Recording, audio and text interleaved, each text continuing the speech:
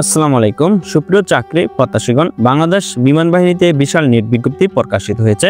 বাংলাদেশের সকল জেলা হতে ছেলে এবং মেয়ে উভয় প্রার্থী আবেদন করতে পারবেন। তবে আবেদন শুরু এবং শেষ তারিখ কবে, শিক্ষাগত যোগ্যতা কি প্রয়োজন হবে, উচ্চতা কত লাগবে, বয়স কত হতে হবে, A to Z বিস্তারিত তথ্য জানিয়ে দেওয়া হবে আজকের এই ভিডিওতে।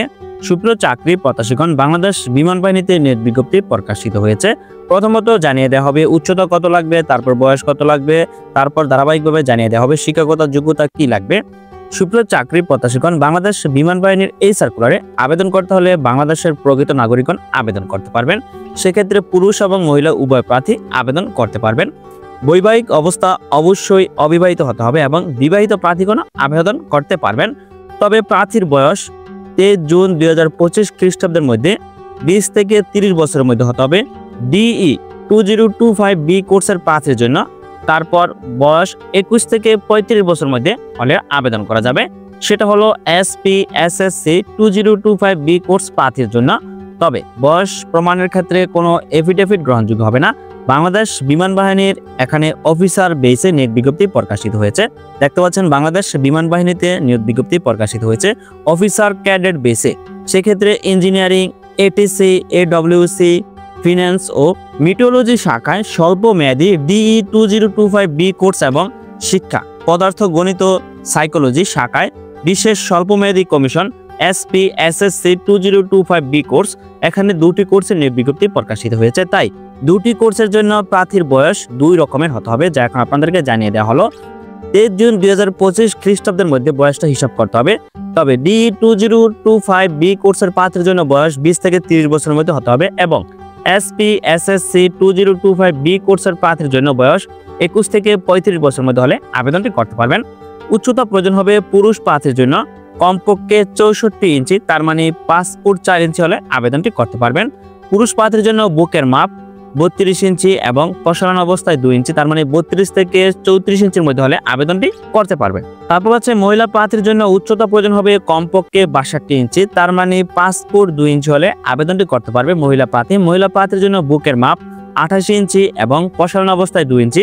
তবে ওজন, বয়স ও উচ্চতা অনুযায়ী হতে হবে। চোখের দৃষ্টিশক্তি ATC ও AWC শাখার জন্য 6/12 এবং ইঞ্জিনিয়ারিং, শিক্ষা, ফিন্যান্স ও মিটিওলজি শাখার জন্য 6/36 হলে চোখের দৃষ্টিশক্তি তাহলে আবেদনটি সম্পূর্ণ করতে পারবেন।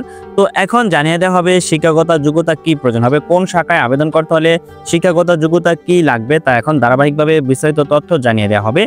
তো এখানে দেখতে পাচ্ছেন ইঞ্জিনিয়ারিং শাখায় জন্য আবেদন করতে হলে প্রার্থীর শিক্ষাগত যোগ্যতা প্রয়োজন হবে মাধ্যমিক এবং উচ্চ মাধ্যমিক উভয় পরীক্ষায় বিজ্ঞান শাখায় চতুর্থ বিষয় ব্যতীত পদার্থ গণিত রসায়নে ন্যূনতম লেটার গ্রেড A সহ GPA 4.50 থাকতে হবে, অথবা GCE ও লেভেলে পদার্থ গণিত রসায়ন সহ কমপক্ষে 5টি বিষয় ন্যূনতম গ্রেড B এবং GCE লেভেল পরীক্ষায় পদার্থ গণিত রসায়ন ন্যূনতম লেটার গ্রেড B থাকলে আবেদনটি করতে পারবেন। তারপর এখানে দেখতে পাচ্ছেন যে কোনো স্বীকৃত বিশ্ববিদ্যালয় হতে যন্ত্র প্রকৌশল, তড়ি ও ইলেকট্রনিক্স প্রকৌশল বা তড়ি ইলেকট্রনিক্স ও কমিউনিকেশন প্রকৌশল বা কম্পিউটার প্রকৌশল বা অ্যানোটিক্যাল, এরোস্পেস বা এভিওনিক্স বা কেমিক্যাল বা ধাতুবিদ্যা বা প্রকৌশলে 4.00 মধ্যে কমপক্ষে CGPA 3.00 সহকারে ন্যূনতম স্নাতক বা প্রকৌশল ডিগ্রির অধিকারী হতে হবে। তারপর এখানে আছে ATC বা AWC শাখার আবেদন করতে হলে প্রার্থীকে অবশ্যই SSC এবং HSC উভয় পরীক্ষায় বিজ্ঞান শাখায় পদার্থ গণিতে ন্যূনতম লেটার গ্রেড A সহ GPA 4.50 থাকতে হবে, অথবা GCE ও লেভেলে পদার্থ গণিত সহ কমপক্ষে 5টি বিষয় ন্যূনতম গ্রেড B এবং GCE লেভেলে পরীক্ষায় পদার্থ গণিতে ন্যূনতম গ্রেড B থাকতে হবে। যে কোনো স্বীকৃত বিশ্ববিদ্যালয় হতে BSc-তে পদার্থ গণিত সহ 4.00 মধ্যে ন্যূনতম CGPA 3.00 থাকতে হবে। তারপর আছে ফিন্যান্স শাখায় আবেদন করতে হলে প্রার্থীকে অবশ্যই SSC এবং HSC উভয় পরীক্ষায় গণিত অথবা হিসাব বিজ্ঞানে ন্যূনতম লেটার গ্রেড A সহ GPA 4.50 থাকতে হবে, অথবা GCE ও লেভেলে গণিত অথবা হিসাব বিজ্ঞান সহ কমপক্ষে 5টি বিষয় ন্যূনতম গ্রেড B এবং GCE লেভেলে পরীক্ষায় গণিত অথবা হিসাব বিজ্ঞান সহ কমপক্ষে 2টি বিষয় ন্যূনতম গ্রেড B থাকতে হবে। যে কোনো স্বীকৃত বিশ্ববিদ্যালয় হতে কমপক্ষে ব্যাচেলর অফ কমার্স 4.00 মধ্যে ন্যূনতম CGPA 3.00 থাকতে হবে। তারপর আছে মিটিওলজি শাখায় আবেদন করতে হলে প্রার্থীকে এসএসসি এবং এইচএসসি উভয় পরীক্ষায় বিজ্ঞান শাখায় পদার্থ গণিতে ন্যূনতম লেটার গ্রেড এ সহ জিপিএ 4.50 থাকতে হবে, অথবা জিসিই ও লেভেলে পদার্থ ও গণিত সহ কমপক্ষে 5টি বিষয়ে ন্যূনতম গ্রেড বি এবং জিসিই এ লেভেলে পরীক্ষায় পদার্থ ও গণিতে ন্যূনতম গ্রেড বি থাকতে হবে। যে কোনো স্বীকৃত বিশ্ববিদ্যালয় হতে মিটিওলজি বিষয়ে 4.00 মধ্যে কমপক্ষে সিজিপিএ 3.00 সহকারে স্নাতক বা স্নাতকোত্তর ডিগ্রির অধিকারী হতে হবে। তারপর আছে শিক্ষা, পদার্থ গণিত ও সাইকোলজি শাখায় আবেদন করতে হলে প্রার্থীকে শিক্ষাগত যোগ্যতা প্রয়োজন হবে। মাধ্যমিক এবং উচ্চ মাধ্যমিক উভয় পরীক্ষায় ন্যূনতম জিপিএ 4.00 থাকতে হবে।